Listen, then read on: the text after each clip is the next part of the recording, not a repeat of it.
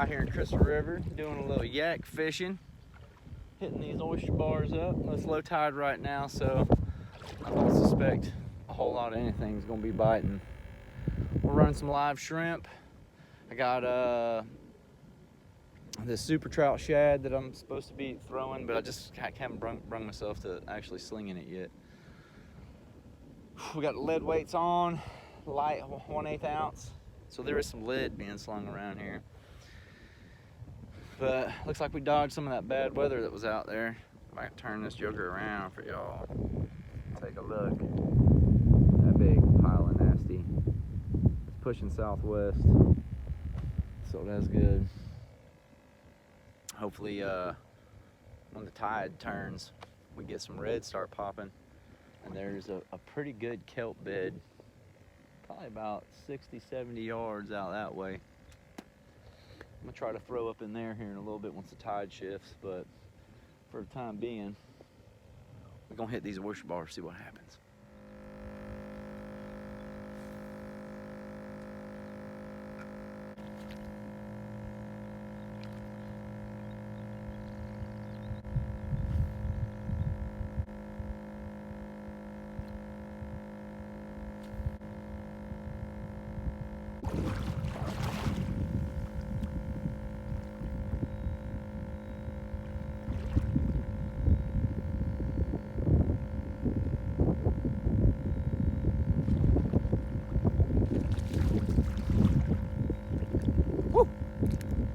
Dang, Papa, pretty good mangrove too. Check that boy out. Behave yourself. Not too shabby. Master is back. Now, Joker hit that thing like. I'm watching this oyster bar. The water's going out. It's going out steady. But the wind's just.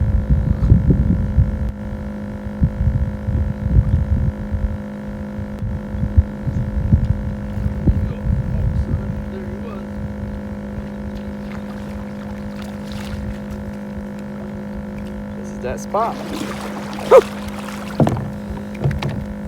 Listen, when you know where they at, you just know where they're at, you know? This one ain't as big.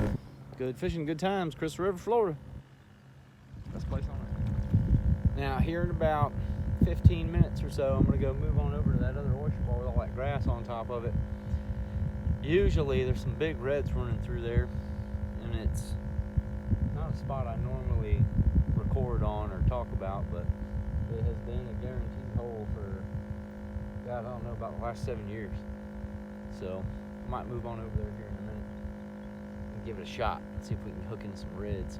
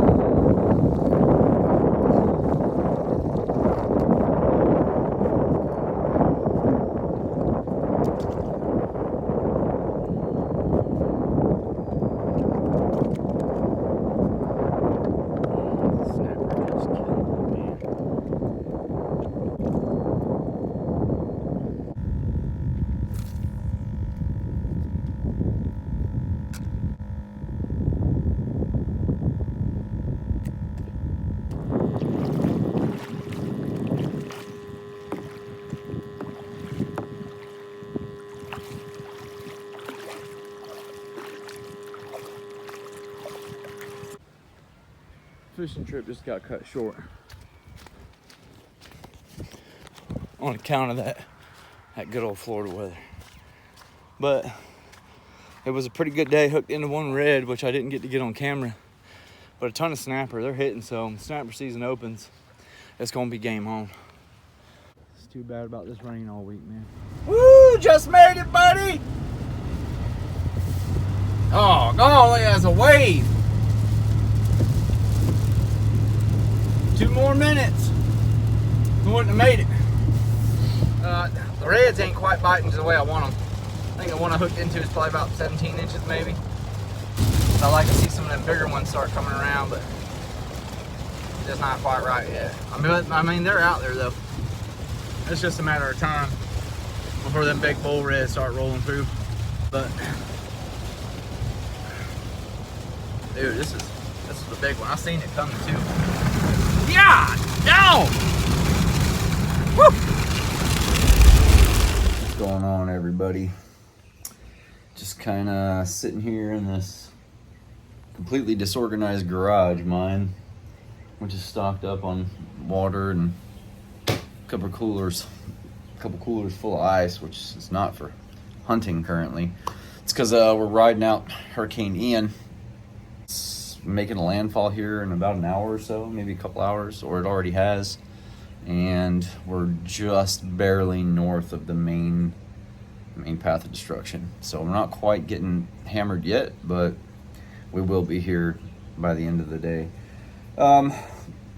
Just real quick, kind of want to go over the video and that specific fishing trip. The reason we weren't out there on the boat is because the boat's been broke down and we don't hunt and fish for a living, so we have to go to work and fix everything as we get paid. But I did have access to a kayak. It's my kayak, so I can take that out whenever I want. And as the video started, should have been able to kind of tell that there was some storms on the horizon there, and one actually did end up forming and finally making its way out there to the coast. So I didn't really get a chance to dive into a lot of what I wanted to in regards to fishing oyster bars in the flats out here on the Gulf Coast. That being said, it was still a great fishing trip. If I had to give you any advice to take from that is fish in and around the oyster bars like you saw me doing. Any deep channel or water deeper than 5 to 6 feet off of the oyster bars where you find yourself kind of getting snagged on some rocks. That's probably where you're going to find a lot of these big mangrove snapper. Now, the ones I were reeling in this day were anywhere between 10 inches to 8 inches. They weren't really that big, but when the season really kicks off and they've had a chance to feed, generally you can hook into 12 to even 15 inch mangrove snapper. The mangrove snapper can get potentially pretty big depending on where you are or how frequently those areas are fished out, specifically by locals and charters, captains and stuff. However, they're very plentiful. So I think if I was going to give you guys some advice, I would say definitely live bait, live shrimp, 1/8 ounce or no weight at all, and just work your way around those oyster bars. Anywhere an oyster bar drops off considerably, either side, it doesn't really matter. Those are going to be your hot spots for fishing for mangrove snapper and everything, and potentially snook and redfish too. So being that it was early spring, the water was still kind of cold, but they still run through there. I did catch a nice redfish this day. Moral of the story is just get out there, get some live bait, get a couple poles, and just get to fishing these oyster bars, really. Just a real quick rundown of some of the rigs that I was using. This is one of the reels that I was actually using on that fishing trip. It's a pin reel. It was a Captiva. It's one of the smaller ones. It's a CB2000. I had it hooked up to an ugly stick, and I had a Shimano Stratic of 4000, which was also hooked up to an ugly stick. Both really decent reels. Not anything overly expensive or special. I think I was using 10-pound test line, and the reason I like that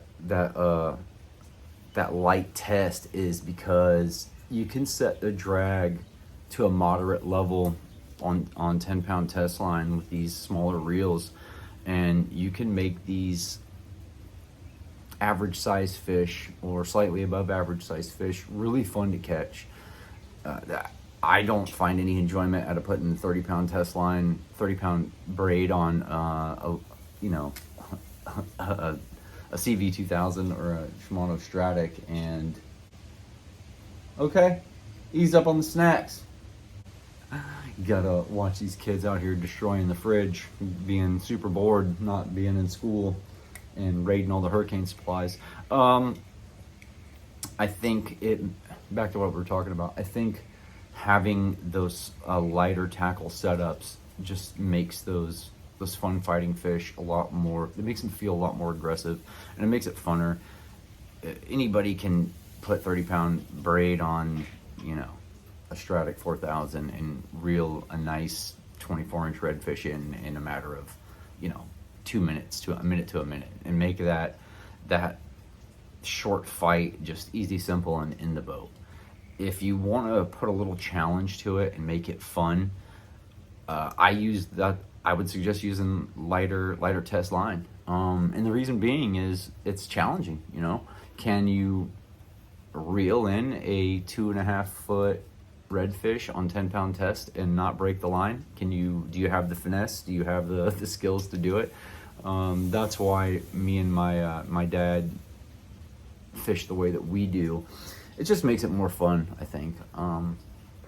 That being said, this is the Captiva, and it has since been put out of commission by one of the psychotic cats that runs around my house. So this was a hand-me-down reel from family. It's been in the family for a long time, and it has slayed many a fish. This one's out of commission, but that is just a good example of the kind of reel you can use. It's a 2000. It's a small reel. I mean, like, it fits right in your hand. So anything that you can use for inshore that's between a 2000 and a 4000, I would recommend 10 to 15-pound test line. This is not braid, this is monofilament, and I do that just because, like I said, it makes it a more fun fight, it makes it more challenging. So that's some of the equipment that I use. Like I said, 1/8 ounce live shrimp. You can also, throw whatever you want out there. And if it's got a paddle tail or a swimming tail, somewhat Gulf Coast related colors, motor oil red, that watermelon shad works out there from time to time too, just depending on the type of year. The blue speck with like gold flakes, that works really good too. And anything with a spoon will catch the eye of those mangrove, and sometimes the snook like it too. So here's just a couple quick examples of some of the stuff that I use to try to attract those snappers, the reds and the snook. These are some DOA paddle tail soft plastic jigs. So you can see they kind of have that reddish watermelon seed kind of color. Got silver and gold flakes in them. I mean, they come in all kind of different patterns. You can go to your local Walmart or Bass Pro and find many different variations of these, but the red and green, or the motor oil red, are the ones that I found work really good. The trout jigs that I was using, which the reds hit too, and sometimes the snook. It's more of that greenish, I guess that's not really watermelon seed color. I mean, it's kind of similar to it, but it's silver speck. It's this one's actually a Strike King, and it's literally just a Walmart single pack jig. It comes with the jig head. It's got the little silver spoon on it, and a buddy of mine turned me on to them, said that they work really good, and sure enough, they work phenomenal. Moving over to the live shrimp rig I was using, like I said, I believe that was 10-pound test I was using on the Captiva. Since we got a lot of oyster bars out there and hard bottom, I normally do a 16-inch, 18-inch, or a 2-foot steel leader with a 1/0 hook. And the reason I use the steel leaders is because you get tangled up on the oyster bars, and a lot of times, I'll see people just, hoss the reel home and snap the line, and they'll lose all their tackle. Well, with the steel leaders, sometimes it does turn the fish off, yeah, but again, it's usually all about finesse and skill. you do get hung up on these oyster bars and rocks. All I do is, I'll flip the bail and I'll loosen up the line. I'll let the fish swim away, and then after about 2 to 3 seconds, I'll flip that thing back and just hoss back on the pole. And usually I can feel the fish fighting again, and he breaks free, and the steel leader is gonna manhandle its way through those oyster bars, and you don't lose your tackle. So that's generally what I use. My dad's a big fan of tying the barrel swivel onto the end of his 10-pound test. There's your barrel swivel right there.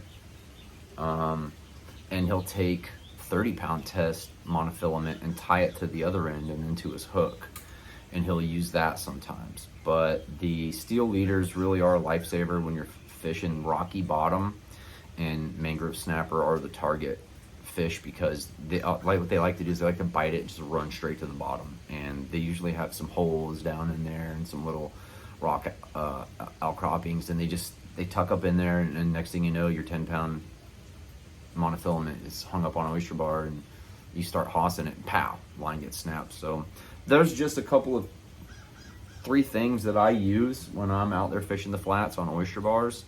It honestly, the season dictates what I use, and for early spring, that's usually what I'll throw out there. And of course, you can always just tie a hook to, your loose line. You don't have to put any of the fancy other stuff on there if you're a good knot tire. I like to use different setups myself and just try and see what works and what's different.